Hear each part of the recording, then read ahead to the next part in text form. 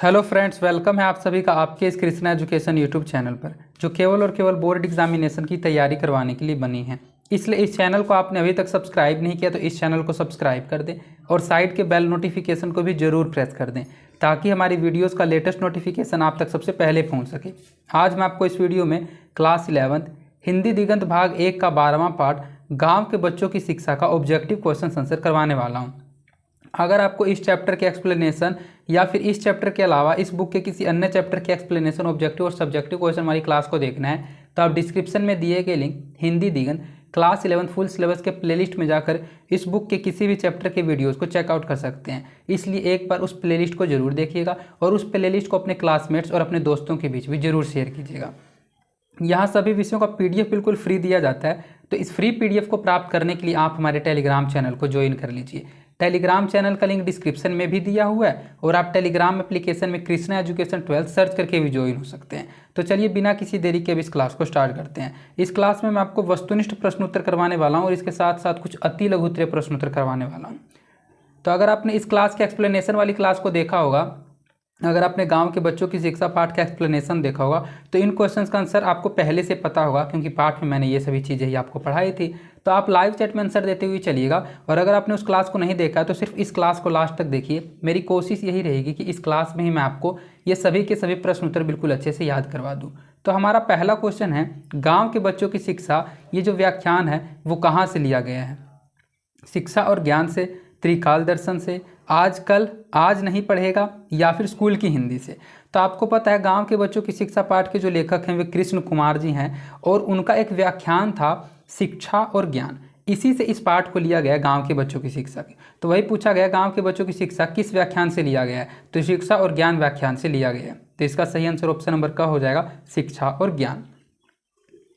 नीली आंखों वाले बगुले किसकी रचना है? मैंने आपको बताया था रचना मतलब कि कृतियों से रिलेटेड एग्जाम में बहुत सारे क्वेश्चन बनते हैं और इसको आपको मैंने अच्छे से याद करने के लिए कहा था, अगर आपने एक्सप्लेनेशन वाली क्लास को किया होगा तो जो नीली आंखों वाले बगुले हैं ये किसकी रचना है? मोहन राकेश की, कृष्ण कुमार की, मेहरुनिसा परवेज की, या फिर इनमें से किसी की नहीं? तो ये जो नीली आंखों वाले बगुले हैं ये कृष्ण कुमार जी की रचना है, जिन्होंने गाँव के बच्चों की शिक्षा पाठ की रचना की है। तो इसका सही आंसर ऑप्शन नंबर ख हो जाएगा। नीली आंखों वाले बगुले किसकी रचना है? तो ये कृष्ण कुमार जी की रचना है। शिक्षा शास्त्रियों में किस विषय पर प्राय वाद विवाद होते रहते हैं? शिक्षा का माध्यम पर, वयस्क शिक्षा पर, गांव नगरों का शिक्षा पर, या फिर साहित्यिक विधाएं पर? तो शिक्षा शास्त्रियों में किस विषय पर प्राय वाद विवाद होते रहते हैं? तो आपको पता है शिक्षा शास्त्रियों में गांव नगरों की जो शिक्षा है इसी विषय पर प्राय वाद विवाद मतलब विचार होते रहते हैं। तो इसका सही आंसर ऑप्शन नंबर ग हो जाएगा। गांव नगरों की शिक्षा पर वाद विवाद होते रहते हैं। यहाँ कमारा ले होना चाहिए था, ये थोड़ा सा टाइपिंग मिस्टेक है, क्योंकि आपको पता है कमारा ले की आत्मकथा के बारे में आपने इस कहानी में पढ़ा था, इस निबंध में पढ़ा था कि कमारा ले किस देश का उपनिवेश था? इंग्लैंड, फ्रांस, अमेरिका, या फिर जर्मनी? तो ये जो कमारा ले था वो किस देश का उपनिवेश था? तो आपको पता है वो फ्रांस देश का उपनिवेश था। तो इसका सही आंसर ऑप्शन नंबर ख हो जाएगा, फ्रांस देश का। कमारा ले की आत्मकथा किसे समर्पित है? अपनी माँ को, अपनी पुत्र को, अफ्रीका की असंख्य अशिक्षित माताओं को, या फिर अफ्रीका की बुद्धिजीवियों को? तो इस क्वेश्चन का आंसर क्या करते हैं, कई बच्चे इससे टिक कर देते हैं अपनी माँ को, जो कि बिल्कुल ही गलत है। ये जो कमारा ले की आत्मकथा थी, जो उनकी ऑटोबायोग्राफी थी, वो अफ्रीका की असंख्य अशिक्षित माताओं के लिए समर्पित थी, जो अफ्रीका के खेतों में काम किया करती थी। तो इसका जो सही आंसर हो जाएगा वो सिर्फ और सिर्फ उनकी माँ के लिए नहीं, अफ्रीका की सभी माताओं के लिए जो अफ्रीका के खेतों में काम किया करते थे। तो इसका सही आंसर ऑप्शन नंबर ग हो जाएगा। अफ्रीका की असंख्य अशिक्षित माताओं को उनकी आत्मकथा जो है वो समर्पित है।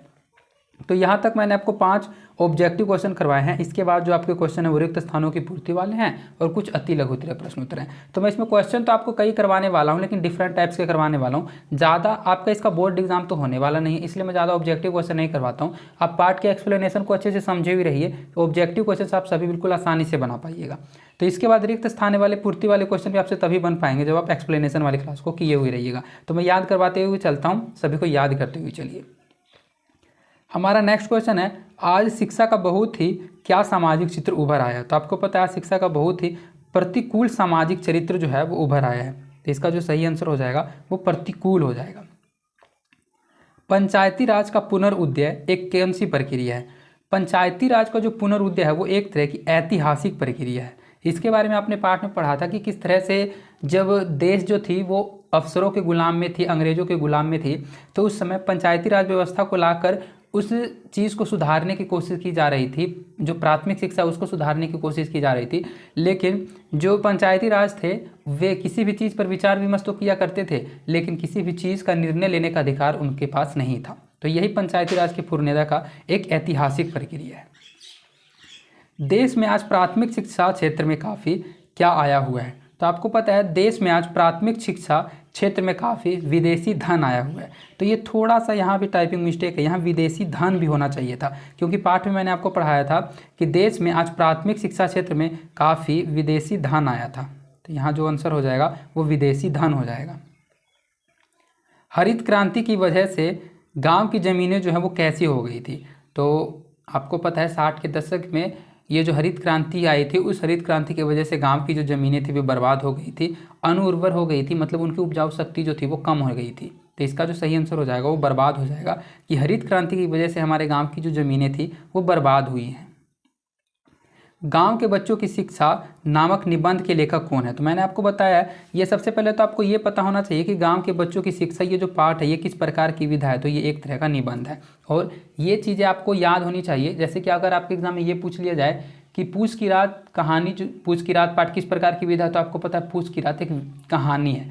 तो उसी तरह से कौन सा पाठ कहानी है, कौन सा यात्रा वृत्त है, कौन साक्षात्कार है, कौन सा निबंध है, कौन सा भाषण है, तो ये सभी पाठ के विधाओं को आपको याद रखना है। इससे रिलेटेड आपके एग्जाम में एक क्वेश्चन बनता है बोर्ड एग्जाम में भी, और इसके अलावा आपके ये 11th के एग्जाम में भी बन जाएगा। तो आपको याद रखना है गांव के बच्चों की शिक्षा नामक जो है पाठ ये एक तरह का निबंध है और इस निबंध के जो लेखक हैं वे कृष्ण कुमार जी हैं। गांव के बच्चों की शिक्षा नामक निबंध के जो लेखक हैं वे कृष्ण कुमार जी हैं और ये गांव के बच्चों की जो शिक्षा है वो शिक्षा और ज्ञान नामक व्याख्यान से लिया गया है, जो कि कृष्ण कुमार की व्याख्यान थी।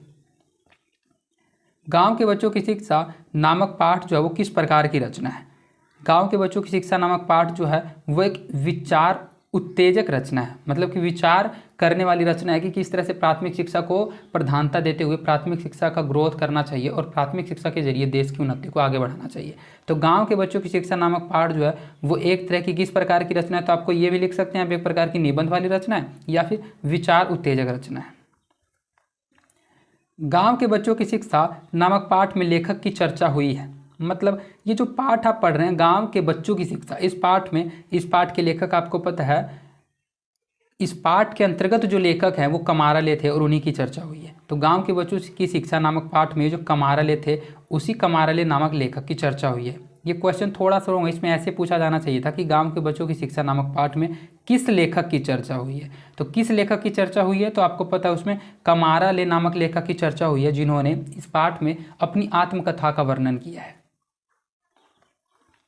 गांव के बच्चों की शिक्षा में किनकी बुनियादी शिक्षा की अवधारणा पर, यहाँ अवधारणा पर बल दिया गया है, बल किया गया है, यहाँ वी नहीं होना चाहिए था, बल दिया गया है या फिर विचार किया गया है, यहाँ विचार किया होना चाहिए था, ये थोड़ा सा टाइपिंग मिस्टेक है, यहाँ विचार होना चाहिए था। तो गांव के बच्चों की शिक्षा में किनकी बुनियादी शिक्षा की अवधारणा पर विचार किया गया है? तो आपको पता है गाँव के बच्चों की शिक्षा नामक पाठ में जो महात्मा गांधी जी थे उन्हीं गांधी जी की बुनियादी शिक्षा की अवधारणा पर विचार किया गया। आप अभी क्लास 11th में, आपने क्लास 10th को पास आउट किया, क्लास 10th में आपने अगर बिहार बोर्ड से किया है तो आपने क्लास 10th में हिंदी गोधूली भाग 2 आपका पाठ्य पुस्तक होगा। हिंदी का 2 पाठ्य पुस्तक थे आपके, एक हिंदी गोधूली और एक हिंदी वर्णिका। तो हिंदी गोधूली भाग 2 के गद्य खंड का 12वां पाठ था आपका शिक्षा और संस्कृति, जिसके लेखक थे महात्मा गांधी जी। और शिक्षा और संस्कृति पाठ जो है वो ये जो आपका पाठ है हम गांव के बच्चों की शिक्षा, सेम उसी से मिलता जुलता है, जो स्टोरी उसमें बताई गई है सेम यही अवधारणाओं को इसमें बताया गया है। तो वही इसमें पूछा जा रहा था कि गांव के बच्चों की शिक्षा किनकी बुनियादी शिक्षा की अवधारणा पर विचार किया गया है? तो गांधी जी की जो बुनियादी शिक्षा की अवधारणा थी, जो उन्होंने शिक्षा और संस्कृति पाठ में बताया था, उसी की अवधारणा पर इस पाठ में भी विचार किया गया है। इसके बाद आपका इस क्लास का लास्ट क्वेश्चन है कि प्राथमिक शिक्षा जो है वो भारत में असफल रहा है। इसके असफल रहने का कारण क्यों है? भारत में प्राथमिक शिक्षा धन के लूट खसोट के कारण असफल रहा है, इसमें भ्रष्टाचार अधिक है, इसलिए अपेक्षा के अनुसार यह अधिक सफल नहीं हो सका है। तो इसका मैंने कई बार आपको एग्जाम्पल देके बताया है, एक बार फिर से मैं आपको शॉर्टकट में एग्जाम्पल बता देता हूं कि जो शिक्षा व्यवस्था को सुधारने के लिए सरकार फंड जनरेट करती है। मान के चलिए उदाहरण के जरिए आपको बताता हूं कि सभी बच्चों की पुस्तकों के लिए मान के चलिए 1,000 रुपये एक प्राथमिक शाला के लिए फंड के जरिए जनरेट किया गया है, लेकिन वो जो 1,000 रुपये है वो विद्यालय तक पहुँचते पहुँचते मतलब कि प्राथमिक शाला तक पहुँचते पहुँचते 300 ही रह जाता है। मतलब उसका जो 70% है वो नेता, अफसर और बीच के जो लोग होते हैं वे आपस में खा जाते हैं, वे उस पैसों को आपस में बांट लेते हैं और बचा हुआ जो 30% पैसा रहता है वही उस काम में लगाते हैं। इसीलिए भारत में अधिकतर काम जो है वो असफल रह जाता है। जैसा कि आप बिहार में आप अपने आपस के मतलब कि आप अपने आसपास के नज़ारों को देख के पता लगा सकते हैं कि बिहार में आपको पता है जो नदियों के पुल होते हैं वे जल्दी गिर जाते हैं, रोड जो होते हैं वो जल्दी ख़राब हो जाते हैं। इसका सबसे बड़ा रीज़न यही है कि सरकार तो पैसे उस रोड और उस पुल को मजबूती से बनवाने के लिए ही सब कुछ तैयार करके उसका फंड जनरेट करती है, लेकिन जितना फंड जनरेट करती है उसका 70% आपस में वही नेता अफसर लोग सब कुछ बांट लेते हैं और कॉन्ट्रैक्टर के पास वो पैसे पहुँचते पहुँचते 30% ही बचता है, जिस कारण उस पुल का निर्माण उसी में करवाना होता है और उसी कारण वह पुल समय से पहले ही ध्वस्त हो जाती है। तो यही हाल था प्राथमिक शिक्षा, इसी कारण भारत में असफल रही थी। तो जो मैंने आपको समझाने का कोशिश किया, मैं आशा करता हूँ कि आप उस चीज़ों को जरूर समझ गए होंगे। तो प्राथमिक शिक्षा भारत में इसीलिए असफल रहा क्योंकि शिक्षा धन के लूट खसोट का कारण है। सबसे ज़्यादा महत्वपूर्ण, भारत में भ्रष्टाचार सबसे अधिक है, यही कहना था लेखक का, इसलिए अपेक्षा के अनुसार यह अधिक सफल नहीं हो सका। तो इस तरह से मैंने आपको इसमें 14 ऑब्जेक्टिव क्वेश्चन से रिलेटेड क्वेश्चन करवा दिए जो कि मोस्ट इंपॉर्टेंट क्वेश्चन थे। और अगर आपने पार्ट को पढ़ा होगा तो ये प्रश्न उत्तर आपको पहले से याद होंगे, और अगर आपने नहीं भी पढ़ा होगा तो ये सभी क्वेश्चन मैं आशा करता हूँ कि ये क्वेश्चन आपको क्लास के दौरान ही याद हो गए होंगे। और अगर आपको इनमें से कुछ भी समझ नहीं आया तो वो कमेंट करके बताइएगा। और अगर आपको यह क्लास अच्छी लगी है तो इस क्लास के बारे में कुछ अच्छा कमेंट जरूर कीजिएगा, अपना फीडबैक दीजिएगा।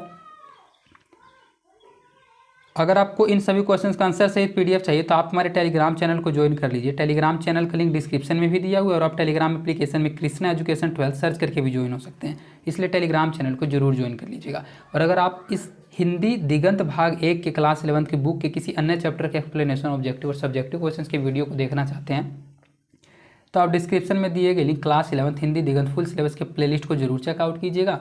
वहाँ पर आपको सभी वीडियोज़ मिल जाएंगे।